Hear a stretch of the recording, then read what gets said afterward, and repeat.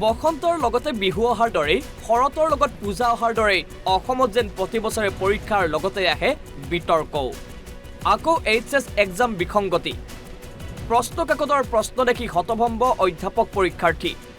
লিখিত অভিযোগ দিবলৈ ওলাই আহিল অধ্যাপকসকলো।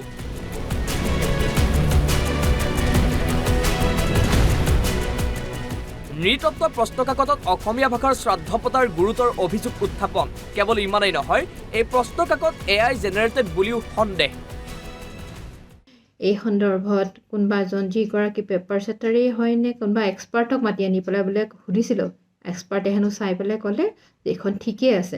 এতিয়া আমি তাকেই সুধিছোঁ যে এই এক্সপাৰ্ট কোন, এই এক্সপাৰ্টগৰাকী কোন বাৰু? তেনেহ'লে আমাৰ সন্মুখত আনি দেখুৱাওক, আমি তেওঁৰ লগত আমিও বহোঁ, কোন ফালৰ পৰা এইটো ঠিক হৈ আছে বুলি ক'বলৈ আহিছে।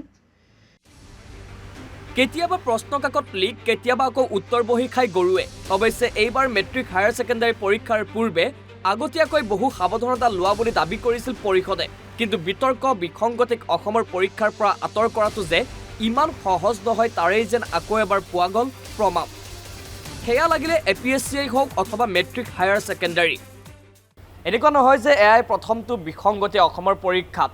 প্ৰত্যেক বছৰে পৰীক্ষাত কিবা নহয় কিবা বিসংগতি বিতৰ্ক দেখিবলৈ পোৱা যায়। কেতিয়াবা যদি মূল্যায়নৰ ভুল, কেতিয়াবা আকৌ পেপাৰ লিক, আৰু এইবাৰ আউট অফ চিলেবাছ কুৱেশ্যন, যাৰ ফলত সৰ্বত্ৰে প্ৰতিক্ৰিয়াৰ সৃষ্টি হৈছে।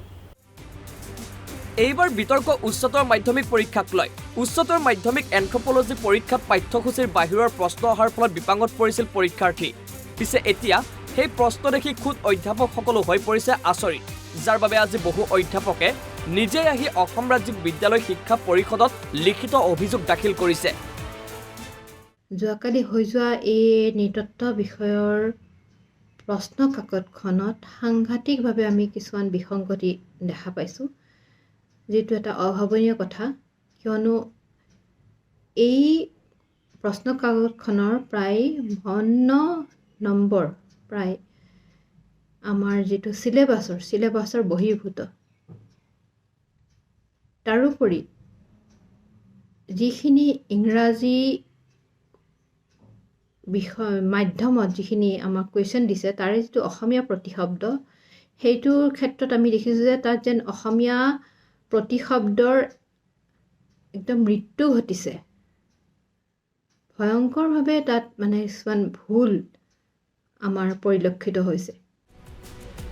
অভিযোগ অনুসৰি এন্থ্ৰপলজী প্ৰশ্নকাকতত এনে কিছুমান প্ৰশ্ন আহে যিবোৰ আনুষ্ঠানিক পাঠ্যসূচীত নাছিলে।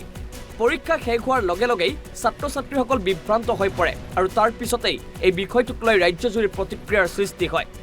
কেৱল ছাত্ৰ ছাত্ৰীসকলেই নহয়, আজি বহু অধ্যাপকো অসম ৰাজ্যিক বিদ্যালয় শিক্ষা পৰিষদৰ কাৰ্যালয়ত উপস্থিত হয়। তেওঁলোকে লিখিত অভিযোগ দাখিল কৰি প্ৰশ্নকাকত প্ৰস্তুত আৰু মডাৰেশ্যন প্ৰক্ৰিয়াৰ ওপৰত গুৰুত্বপূৰ্ণ প্ৰশ্ন তোলে। এতিয়া আমাৰ প্ৰশ্ন হ'ল, এই প্ৰশ্ন কাকতখন কাটিছিলে কোনে? পেপাৰ ছেটাৰ কোন আছিলে? আৰু আমি প্ৰশ্ন কাকতখন দেখি পেলাই আমাৰ অনুভৱ হৈছে যেন এখন যিয়ে কাটিছে তেওঁৰ যেন নৃতত্ব বিষয়ৰ ওপৰত কোনো জ্ঞান নাই, আৰু অথবা এই পেপাৰখন হয়তো হ'ব পাৰে AI জেনেৰেটেড। গতিকে যদি AI জেনেৰেটেড, তেনেহ'লে এইখনটো এটা ভয়ংকৰ কথা হৈ পৰিছে। এতিয়া ডাঙৰ প্ৰশ্নটো হ'ল, কেতিয়াবালৈ অসমত বিতৰ্কবিহীন পৰীক্ষা অনুষ্ঠিত হ'বনে? কেতিয়াবালৈ এনেকুৱা দিন আহিবনে য'ত ছাত্ৰ ছাত্ৰীসকলে কেৱল পৰীক্ষাৰ চিন্তাই কৰিব, বিতৰ্কৰ নহয়? এতিয়া লক্ষণীয় হ'ব যে অসম ৰাজ্যিক বিদ্যালয় শিক্ষা পৰিষদে এই বিষয়ত কি সিদ্ধান্ত লয়।